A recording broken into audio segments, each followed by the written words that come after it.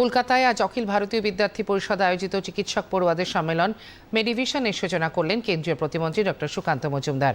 উপস্থিত ছিলেন সংগঠনের জাতীয় যুগ্ম আহ্বায়ক গোবিন্দ নায়েক, মানস বর্মন, সমৃদ্ধা ঘোষ প্রমুখ। সুকান্ত মজুমদার অভিযোগ করেন, রাজ্য স্বাস্থ্য শিক্ষাক্ষেত্রে পড়ুয়ারা সাপ্লি দুর্নীতির শিকার।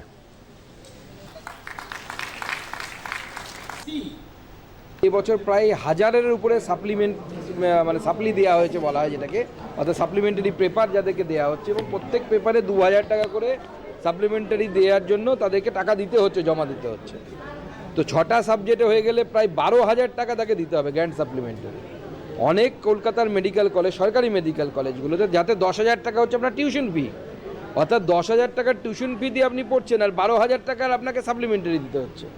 মানে কীভাবে টাকা তোলার একটা চক্র চলছে, এবং তৃণমূল কংগ্রেসের নেতাদের, ছাত্র নেতাদের কথা না শুনলে পরে তারা সাপ্লি পাবে, এটাই নিয়ম হয়ে গেছে।